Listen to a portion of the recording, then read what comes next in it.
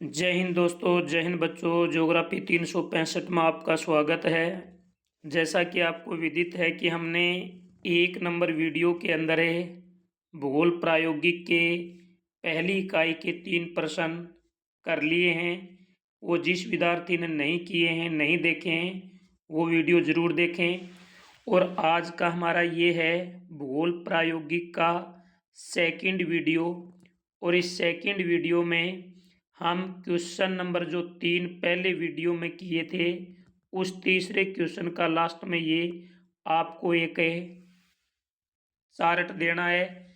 तो देखिए, आंकड़ों के संग्रहण की विधि। आंकड़ों के संग्रहण की 2 विधियां मैंने आपको 1 नंबर वीडियो में बताई थी। एक तो होती है प्राथमिक आंकड़े और एक होती है द्वितीयक आंकड़े। अब जो प्राथमिक आंकड़ों के साधन हैं वो हैं व्यक्तिगत प्रेक्षण, साक्षात्कार, प्रश्नावली अनुसूची और अन्य विधियाँ। अब हम बात करें द्वितीयक आंकड़ों के साधनों की। तो द्वितीयक आंकड़ों के साधनों की यदि हम बात करें तो जो द्वितीयक आंकड़ों के साधन हैं वो एक तो प्रकाशित स्रोत होते हैं और एक अप्रकाशित स्रोत होते हैं। अब हम बात करें कि प्रकाशित स्रोत कौन कौन से हैं और अप्रकाशित स्रोत कौन कौन से हैं। सबसे पहले हम प्रकाशित स्रोतों की बात करें तो जैसे सरकारी प्रकाशित स्रोत है, अर्ध सरकारी प्रकाशित स्रोत है, अंतर्राष्ट्रीय हैं, निजी हैं और समाचार पत्र पत्रिकाएं हैं। अब हम बात करें अप्रकाशित स्रोतों की तो इसके अंदर जैसे सरकारी आते हैं, अर्ध सरकारी आते हैं। इन दोनों में सरकारी और अर्ध सरकारी आते हैं। इनके अंतर्गत व्यक्तिगत और गैर सरकारी यानी प्रलेख भी आते हैं और अन्य प्रलेख भी आते हैं।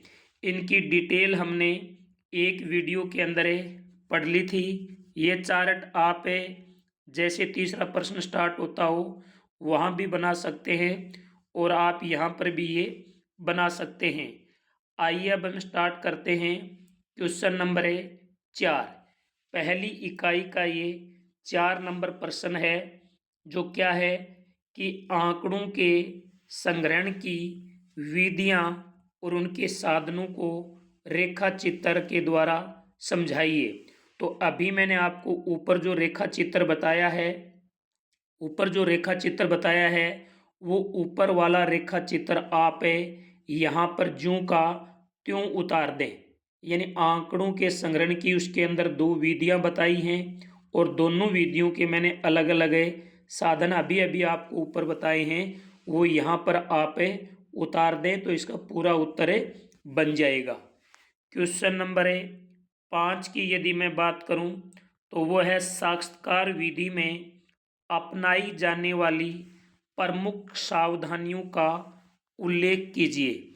यानी साक्षात्कार विधि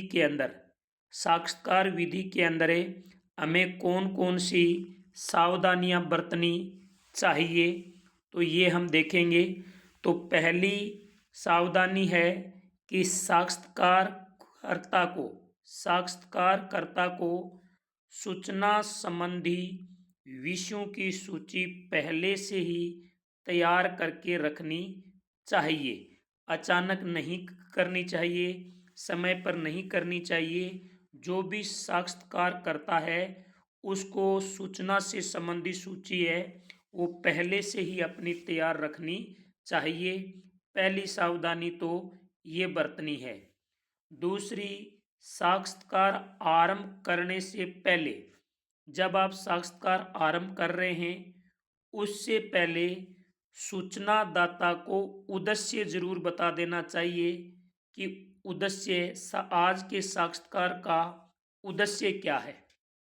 तो दूसरी सावधानी, साक्षात्कार आरंभ करने से पहले सूचना दाता को उद्देश्य बता देना। तीसरी है सूचनादाता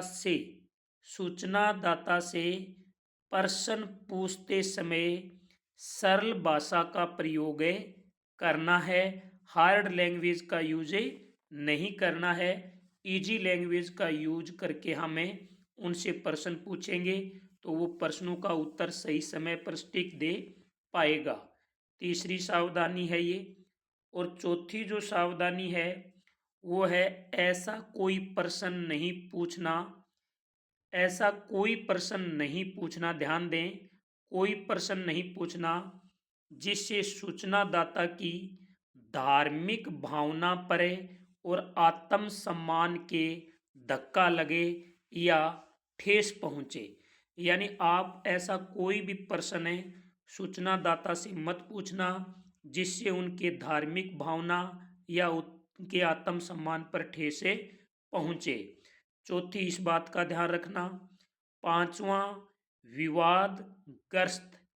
विवादग्रस्त या व्यक्तिगत प्रश्न पूछने से पहले, विवादग्रस्त प्रश्न पूछ रहे हैं जिनका मीडिया के अंदर विवाद है या आप व्यक्तिगत प्रश्न पूछ रहे हैं तो पूछने से पहले सूचनादाता को ये विश्वास दिलाना होगा कि उसका नाम गोपनीय रखा जाएगा।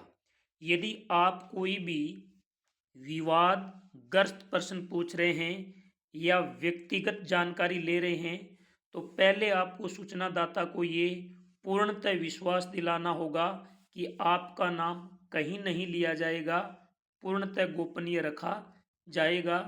पांचवी सावधानी। अगली सावधानी है नंबर 6, साक्षात्कार है वो आपसी प्रेम एवं सद्भावना के वातावरण में करना चाहिए।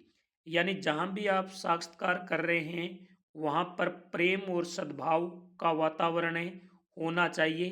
किसी प्रकार की ईर्ष्या, लड़ाई झगड़े वाला इन्वायरमेंट वहाँ न हो।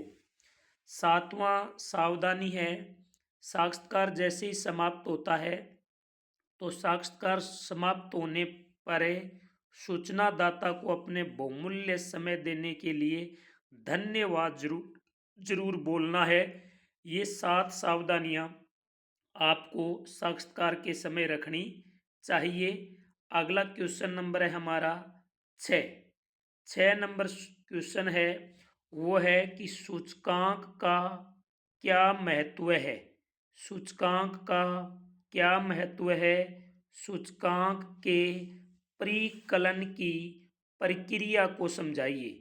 सूचकांक का क्या महत्व है, सूचकांक के परिकलन की प्रक्रिया को समझाइए। तो सबसे पहले हम बात करते हैं सूचकांक का क्या महत्व है। देखिए सूचकांक चर अथवा एक सांख्यिक माप है। सूचकांक है वो सूचकांक चर या एक सांख्यिक माप है, यानी इनका माप हम संख्या के द्वारा कर सकते हैं जिसे चर या समय भौगोलिक स्थिति या दूसरी विशेषताओं के संदर्भ में संबंधित चरों के संबंध में परिवर्तन को दर्शाने के लिए डिजाइन किया जाता है। जैसे यहाँ पर आप युवा वर्ग दिखा सकते हो सूचकांक के माध्यम से, यहाँ पर आप वर्ग वर्ग दर्शा सकते हो। यानी कहने का मतलब ये है कि सूचकांक चर अथवा एक सांख्यिकीय माप है जिसे चर अथवा समय भौगोलिक स्थिति या दूसरी विशेषताओं के संदर्भ में संबंधित चरों के संबंध में परिवर्तन को दर्शाने के लिए डिजाइन तैयार किया जाता है। सूचकांक न केवल समय के साथ वे परिवर्तनों की माप करता है बल्कि विभिन्न स्थानों, उद्योगों, नगरों अथवा देशों की आर्थिक स्थिति की तुलना भी करता है। याद रहे, सूचकांक न केवल समय के साथ हुए बदलाव को मापता है बल्कि स्थान, उद्योग, नगर, देशों की आर्थिक स्थिति की भी तुलना करता है।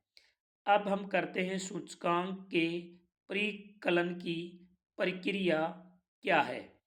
देखिए सूचकांक के परिकलन की जो प्रक्रिया है वह सूचकांक के परिकलन के लिए साधारण समोच्चय विधि का सर्वाधिक उपयोग किया जाता है। यानी सूचकांक के परिकलन हेतु समोच्चय विधि का सबसे अधिक प्रयोग किया जाता है। और समोच्चय विधि का जब आप प्रयोग करेंगे तो आप इस सूत्र का प्रयोग जरूर करना। इसी सूत्र के द्वारा आप इनको निकाल सकते हैं, अन्यथा ये निकलेगा नहीं। तो इस सूत्र का उपयोग करके आप इसकी गणना आसानी से कर सकते हैं।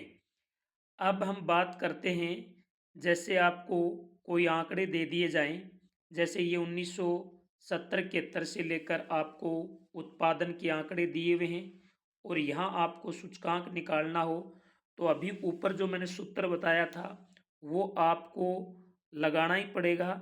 उसी सूत्र के माध्यम से हम निकालेंगे। जैसे वर्ष 1970-71 के सूचकांक निकालना है, उत्पादन है 32.5 मिलियन टन है, तो यहाँ पर हम 32.5 अपॉन 32.5 इन दोनों को काटेंगे तो बच गया क्या हमारे पास 100 सूचकांक आ गया।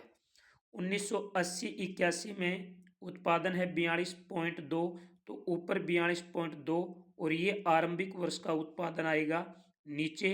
अब इसको हमें काटेंगे तो इस प्रकार से हमारे पास में एक इंडेक्स, एक सूचकांक की स्थिति निकल करके आएगी। जैसा मैंने ऊपर आपको सूत्र बताया था उस हिसाब से यह आप इंडेक्स निकाल करके बना सकते हैं, कहीं कोई दिक्कत नहीं आएगी। तो ये थे अपने क्वेश्चन नंबर 6, यानी 1 से 3 क्वेश्चन हमने एक वीडियो के अंदर कर लिए और 4, 5, 6 क्वेश्चन हमने एक वीडियो के अंदर इसमें कर लिए हैं। और बाकी के जो 7, 8, 9, 10 क्वेश्चन बचे हैं, यानी 4 क्वेश्चन इसमें और बचे हैं पहली इकाई में, वो हम तीसरे वीडियो के अंदर लेकर के आएंगे। तो वीडियो को ज़्यादा से ज़्यादा लाइक करें, शेयर करें, चैनल को सब्सक्राइब करें। जय हिंद, जय भारत।